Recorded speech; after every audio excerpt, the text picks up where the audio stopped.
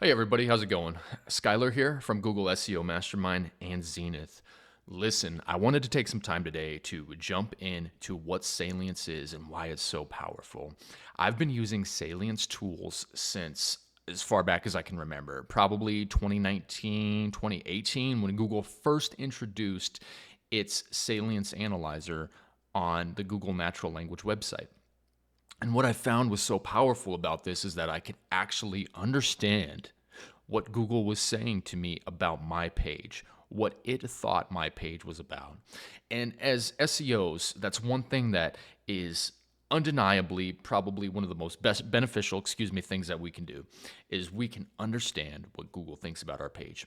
So, if you've purchased Zenith Salience Analyzer, you probably have seen the screen, but it can be quite confusing, especially if you don't understand how it works. And I wanted to jump in that today so that you too can have this powerful tool for just, analyzing your pages and understanding what Google thinks about them. So let's get started. What is salience? Salience, in definition, is the topic of a website, okay, or the topic of a web page, or how salient it is, or how prominent it is, the words that come up most frequently, which are also entities that this salience tool is analyzing. And I want to make note that this salience tool is not using my algorithm or Kelly's algorithm or somebody else's algorithm. This is connecting to Google's endpoint specifically for their natural language processing and coming back with a salient score. They did used to provide this on their natural language program, API demo, but they did take it away, and a lot of people asked for it, so we redeveloped it. Okay, so let's say you put in a URL. In my particular instance, I put in servicelifter.com. So what does Google think this web page is about? Well, if we take a look at the salience after running it, right? You hit find salience after putting in the URL, and it comes back with this information. Now it says error fetching URL, but there isn't an error, it's just that it's already in there. We could use a different one. I'll use one of my clients. Let's do https://steamyconcepts.com. Let me find salience. Oops, forgot the S. Threw me off for a second there. All right, so this is fetching it. And what Google thinks this web page is about, this website, right? steamyconcepts.com, because it does go on a per page basis. It thinks the number one most salient term at a 32% is carpets. That's what Google thinks this particular website is about. And it is about carpets. The second is Steamy Concepts as a brand term with carpet cleaning, right? Then we have a location of Tucson, and then we have other, which is carpet again. Now, what you'll find in this particular salience analyzer is that sometimes it'll show carpets and sometimes it'll show carpet, depending on what Google thinks the most salient term is, again, which is defined by the frequency of words on the page. Okay. So in general, what you want to do with this tool is you want to put in a URL and you want to see if your keywords and your entities come up in these blue boxes. That is the reason for these blue boxes. We have separated them from the purple boxes to allow a goal point, an endpoint for you to try and get your words into. Now, how do you do that? That's the real question, right? Is let's say that Steamy Concepts Tucson was down here or carpets was down here. How do we get them in these blue boxes? Because the goal of these blue boxes is to have your keywords in them, your brand name in them, and the city in them, at least for local. Now, in terms of national relevancy, that's going to change, but ultimately for local, that's what you'd want. You'd want your keyword, your location, and your brand name, because those are the most important things. You want to connect your brand name as an entity to your keywords so Google knows that when people search your keywords, your brand should be coming up. Fascinating, isn't it? And again, this tool is not new. I've been using this tool for probably 5 or 6 years, and I've tried to speak about it as much as I can. I've tried not to keep it a secret, which I've hopefully done an effective job of, but I think that most people don't understand it. So let's go back to the point. How would you address this? If, Steamy Concepts carpet cleaning was in the purple boxes, how would you get it to the blue boxes? Well, that's a great question. So I'm going to jump over to steamyconcepts.com, and I'm just going to go through some on-page optimizations that you can do that would help you with this, right? So salience is a term that is used, like I said, to understand the prominence of a page, prominence, but how Google actually algorithmically understands that, nobody knows. It is based on Google's natural learning processor and languages, okay? So the way that I have found to do this, and this is just my anecdotal studies over tons of websites, there's probably other ways to do it, but the way that I've found to do it is to make sure, for example, that your H1 has your keywords in it. It has the location in it. It has the keyword. It might even have the brand name in it, right? And then by doing that, you have a higher prominence or chance of getting these purple words and entities into the blue boxes, which again is the goalpost. Another way to do that is by using on-page text, okay? You want to mention carpet cleaning. You want to mention your brand name. Great reasons to choose Steamy Concepts. Industry standard carpet cleaning equipment and technicians. One thing I found is that by keeping carpet cleaning towards the middle or beginning of a sentence, you're going to increase its salience and prominence, okay? Using H2s that are correctly formatted and use your keywords. You don't want to use H2s for things like testimonials or our clients. You want to use H2s for things like the best carpet cleaning in Tucson. AZ has never been more affordable.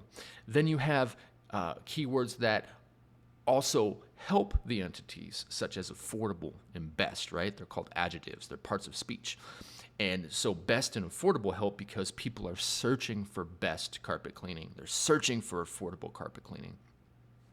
So, using these considerations, this is how we can increase the salience. Let's say, for example, one of my headings was our clients. What you might end up seeing here is instead of Tucson or Steamy Concepts in the blue, you would see clients, right? Because R is not an entity. This is based on entities and nouns. So you would not see R. You would probably most likely just see clients, okay? So, this is part of why on-page optimization is so important, and that's a whole topic in itself. But ultimately, I wanted to explain to you guys what this salience tool does. It gives you insight into what Google thinks your page is about. Now, if I was going to make this page a little better, what I'd probably do is try and remove this particular keyword over here. And I'd want carpets, actually I'd want Tucson to be over here, number 2, and then maybe carpets and carpet. And the reason for that is because I want to associate that brand name with carpet cleaning. It is one of the most valuable things you can do for a business and a company, is take a brand name and associate it with its service-based entity. It's often overlooked by a lot of SEO professionals, and one thing that's not really discussed, but by making sure that these two entities appear together.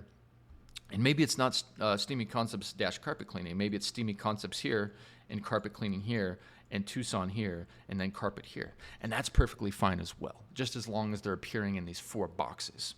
But ultimately, by doing this, you're giving Google insight into your brand, what it does, and what service or entity is associated with it. How powerful is that, right? How powerful is that?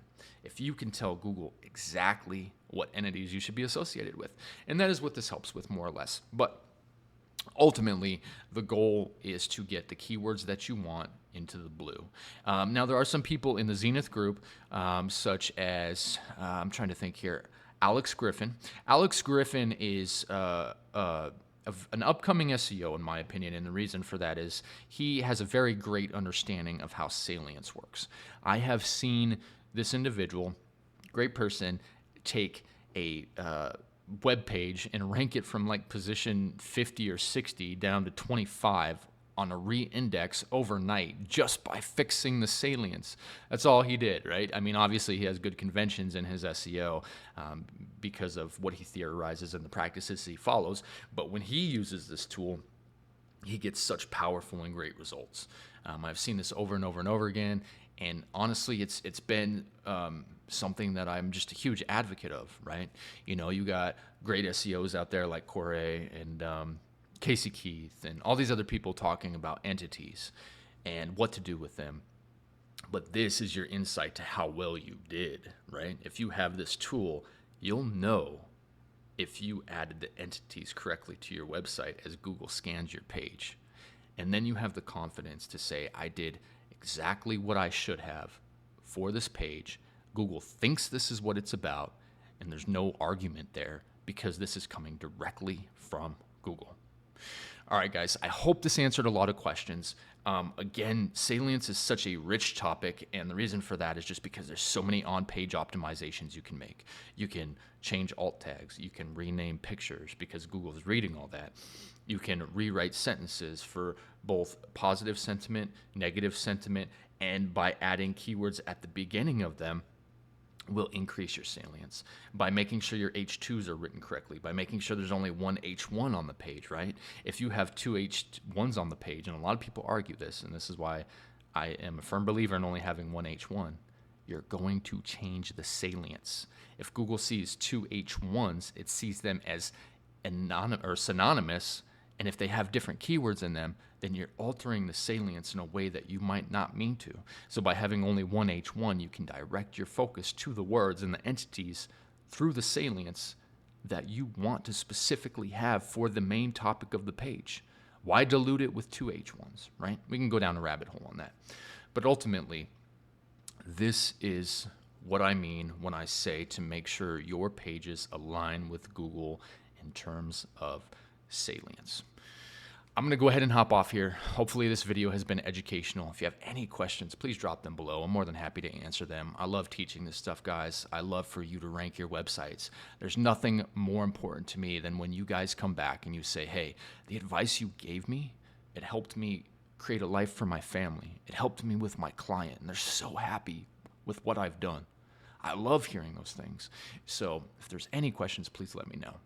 I hope you guys have a wonderful week. I'm dropping this on a Monday, and hopefully it makes its way around the groups throughout the week. And like I said, if you have any questions, please, please, please ask them. All right. Thanks for listening, guys.